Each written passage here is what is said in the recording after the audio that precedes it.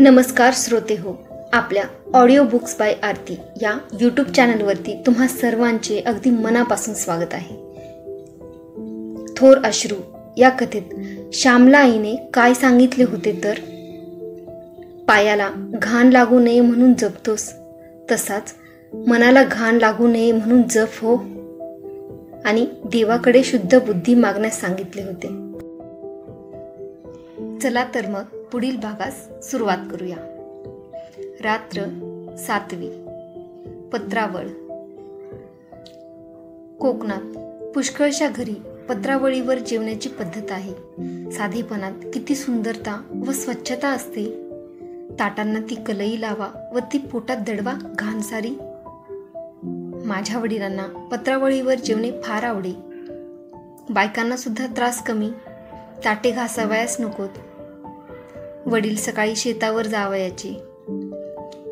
इकडे तिकडे फिरून कामधाम करून ते 10च्या सुमारास परत घरी येत असत. येताना फुले, पत्रावळीसाठी पाने, कोणा कुणब्याने दिली असली किंवा शेताच्या बांधावर केलेली असली तर भाजी असे घेऊन घरी यावयाचे. वडील मग स्नान करून संध्या पूजा वगैरे करावयास बसत. आम्ही शाळेतून आलेली मुले पत्रावळी लावावयास बसत असू. ताज्या पानांची हिरवीगार पत्रावळ व त्याच पानांचा द्रोण. मला प्रथम पत्रावळ लावता येत नसे, द्रोण तर अगदी साधत नसे. आमच्या कोकणात एक म्हण आहे, पत्रावळी आधी द्रोणा, तो जावई शहाणा. पत्रावळ लावण्यापूर्वी ज्याला तिच्याहून कठीण असा द्रोण लावता येईल तो जावई शहाणाच असला पाहिजे. घरातील मंडळी पत्रावळी लावत बसत. कधी कधी प्रत्येकाने 5-5 पत्रावळी लावाव्या असे अजित ठरवून टाके व प्रत्येकास पाने वाटून देई. नाना प्रकारच्या पानांच्या पत्रावळी लावतात. वडाची पाने, पळसाची पाने, कुड्याची पाने, धामणीची पाने, भोकरीची वाटोळी पाने, पांढऱ्या चाफ्याची पाने, सर्वांच्या पत्रावळी लावतात. श्राद्धाला मोहाच्या पानांचीही पत्रावळ कोणी मुद्दाम लावतात. चतुर्मासात बायका आंब्याच्या पानांच्या किंवा फणसाच्या पानांच्या पत्रावळीवर जेवायचे व्रत घेतात. कोकणात पत्रावळीस धार्मिक संस्कृतीत स्थान दिले गेले आहे. झाडांची व त्यांच्या पानांची ही केवढी थोरवी आहे. श्याम, तू पत्रावळ लावाव्यास शिक, नाहीतर आज जेवायस मिळणार नाही, असे आईने मला बजावले. मला लावायला येत नाही. मी काही लावणार नाही, मी रागानेच म्हटले. माझी बहीण माहेरी आलेली होती. ती मला म्हणाली, श्याम ए, तुला मी शिकवते. मला नको तू शिकवायला जा, मी उर्मटपणे त्या प्रेमळ बहिणीस उत्तर दिले. माझी अक्का फारच सुंदर पत्रावळ लावीत असे. माझे वडीलही पत्रावळ व द्रोण लावण्यासाठी गावात प्रसिद्ध होते. आमच्या गावात राम भटजी म्हणून एक होते. त्यांची तर आख्यायिकाच झाली होती. जे पान हातास लागेल ते घेऊन राम भटजी टोचीत जावयाचे. चांगलेच पान पाहिजे, हे इथे नीट बसणार नाही वगैरे विचार त्यांच्या मनात येत नसत. कसेही पान असो, राम भटजींच्या पत्रावळीत त्याला स्थान आहेच. कोणाकडे लग्नमुंज असली, प्रयोजन वगैरे असले की गावातील मंडळी त्यांच्याकडे जमवायची व पत्रावळी लावीत बसायची. गप्पा गोष्टी करत सहकार्याने कामे करावयाची. अलीकडे ती पद्धत जात चालली आहे. अशी ही पत्रावळीची परंपरा मला शिकणे भाग पडले. परंतु मी पडलो हट्टी.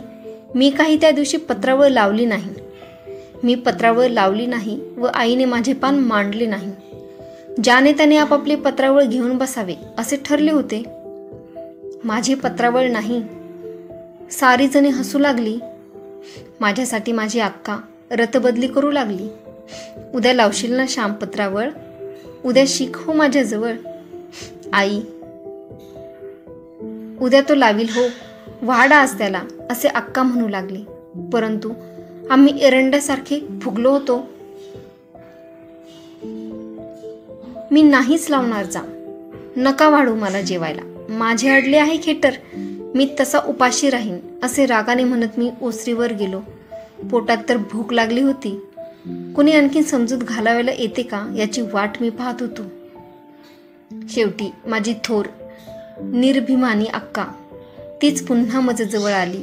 ती म्हणाली, श्याम चल रे जेवावयास.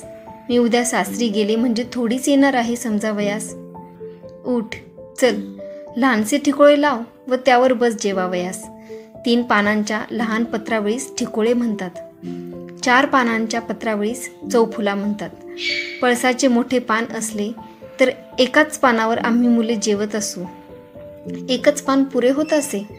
वाटोळी मोठी पत्रावळ तिला घेरेदार पत्रावळ म्हणतात. माझ्या वडिलांना लहान पत्रावळ आवडत नसे. चांगली मोठी गोलदार आवडत असे. रानात भरपूर पाणी असतात, त्यात काटकसर कशाला. विस्तीर्ण पात्र भोजनम, जेवावयास मोठे पान घ्यावे असे ते म्हणत. अक्काच्या शब्दांनी मी विरघळलो. सासरी गेल्यावर ती थोडीच रुसणाऱ्या भावाजवळ आली असती. 2 दिवस ती आली होती, तरी मी तिच्याशी नीट वागलो नाही. मला वाईट वाटले व डोळ्यात पाणी आले. अक्काने माझ्या हातात पान दिले. हे खाली आधाराला लाव असे ती म्हणाली. मी हातात एक चोय घेतली व टाका लावला, परंतु चोय फार लोचट होती व टाका तुटेना. श्याम ही दुसरी घे चोय, ही चांगली आहे असे म्हणून अक्काने दुसरी चोय जुडीतून काढून दिली. कसे तरी मोठे मोठे टाके घालून मी ठिकोळे तयार केले व घरात नेले. ही माझी पत्रावळ, वाढ मला, मी आईला म्हटले. हातपाय धुवून आलास का पण, आईने विचारले. हो, केव्हाच हातपाय धुतले, मी काही घाणेरडा नाही, मी म्हटले. घाणेरडा नाहीस, परंतु सुसू तर करतो आहेस. नाक नीट शिंकरून ये, तो मी इकडे वाढते, आई म्हणाली.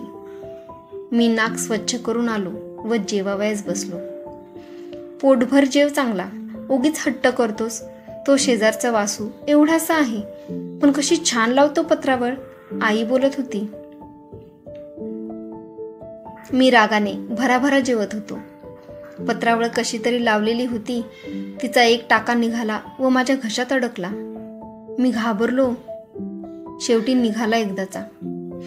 टाके जातात घशात, तरी म्हणे तूच पत्रावळ लाव. मला लावायला येत नाही, तरी म्हणे लाव. मी रागाने म्हटले, आमच्या घशात नाही जात ते, तू निष्काळजीपणाने लावलीस याचे हे प्रायचित्त. जोपर्यंत तू चांगली पत्रावळ लावण्यास शिकणार नाहीस तोपर्यंत तुझीच पत्रावळ तुला ठेवण्यात येईल, आई म्हणाली. मी दुसऱ्या दिवसापासून चांगल्या पत्रावळी लावण्याचा निश्चय केला. अक्का पत्रावळ कशी लावते, दुमड कशी घालते ते पाहू लागलो. काही पानांना दुमड घालायची असते. ज्याला आपल्यापेक्षा एखादी गोष्ट चांगली करता येत असेल त्याच्याजवळ जाऊन शिकले पाहिजे. त्यात गर्व कसला. प्रत्येक गोष्ट चांगली करता आली पाहिजे. जे जे करीन ते उत्कृष्ट करीन असे माणसाचे ध्येय असावे. पत्रावळ लावणे असो वा ग्रंथ लावणे असो, शेण लावणे असो वा शेला विणणे असो, माझ्या वडिलांचा हा गुण होता. ते धुनी दांडीवर वाळत घालीत तर कशी सारखी घालीत, टोकाला टोक मिळालेले. आमच्या गावात एक गरीब गृहस्थ होते. ते गोंधळेकरांकडे धुनी वाळत घालण्याचे काम करीत. ते इतकी छान धुनी वाळत घालीत की पाहत बसावे. माझे वडील भाजीच्या दळ्यांना पाणी शिंपत. त्यावेळेस किती बारीक धारेने शिंपत, हाताने धार करून शिंपत, परंतु ते काळजी घेत. प्रत्येक गोष्टीत नीटनेटकापणा असला पाहिजे, सौंदर्य असले पाहिजे. माझ्या आईने मला प्रत्येक गोष्ट मनापासून करावयास शिकवले. प्रत्येक गोष्ट चांगली करावयास लावले. आपण लावलेली पत्रावळ कोणालाही मांडतील. जर ती नीट नसेल तर जेवणाऱ्याच्या घशात टाका जावयाचा. पत्रावळ लावताना मनात म्हटले पाहिजे, कोणीही हिच्यावर जेवो, नीट जेवता येईल, घशात टाका जाणार नाही, फटीतून अन्न खाली जाणार नाही. मी चांगली पत्रावळ लावण्यास शिकलो. एक दिवस माझ्या हातची पत्रावळ मुद्दाम वडिलांसाठी मांडली. वडिलांनी विचारली, चंद्रे तुझी का ग पत्रावळ. अक्का म्हणाली, नाही, ती श्यामने लावलेली आहे. वडील म्हणाले, इतकी चांगली केव्हापासून यावयास लागली? आई म्हणाली, त्या दिवशी जेवायला घातले नाही व तू चांगली पत्रावळ लावीपर्यंत तुझी तुलाच घ्यावी लागेल असे सांगितले म्हणून नीट शिकला लावायला. मी आईला म्हटले, आता मागचे कशाला सांगतेस? भाऊ, आत्ता चांगली येते की नाही मला? आता काय सुंदरच लावता येते, पण द्रोण कुठे लावता येतो? वडील म्हणाले, द्रोणही मी लावून ठेवला आहे. विहिरीवर अक्काने लावलेले एक द्रोण मी घेऊन आलो व त्याच्यासारखा लावीत बसलो. शेवटी साधला. मी तुम्हाला जेवण झाल्यावर दाखवीन, मी सांगितले. माझ्या पत्रावळीचे गुणगान झाल्यामुळे मी जरा फुशारून गेलो होतो. जेवण झाल्यावर मी द्रोण वडिलांस दाखवला. चांगला आहे, परंतु इथे चुकला. समोरासमोरचे कोपरे सारख्या दुमडीचे हवेत असे म्हणून त्यांनी सुधारून दिला. मी तो सुधारलेला द्रोण आईला नेऊन दाखवला. आता कोण रागे भरेल? उगीच हट्ट करतोस व मला हे येणार नाही ते येणार नाही म्हणतोस. देवाने ज्याला हातपाय दिले त्याला सारे काही करता येते, मनात मात्र हवे. चंद्रे, याला एक जर्दाळू दे, शिकल्याबद्दल खाऊ. आईने सांगितल्याप्रमाणे अक्काने फडताळातून एक जर्दाळू मला दिला. तो किती गोड लागला. समुद्र मंथनानंतर देवांना अमृतही इतके गोड लागले नसेल. गोडी वस्तूत नसून वस्तूसाठी केलेल्या श्रमात आहे, कर्मातच आनंद आहे. धन्यवाद. तुर्तास इथेच थांबते. भेटूया उद्याच्या भागात. तुम्हाला ही वाचन सिरीज आवडत असल्यास चॅनलला लाईक करा, शेअर करा आणि सबस्क्राईब करा. तुमचा अभिप्राय मला नक्की कळवा. थँक्यू.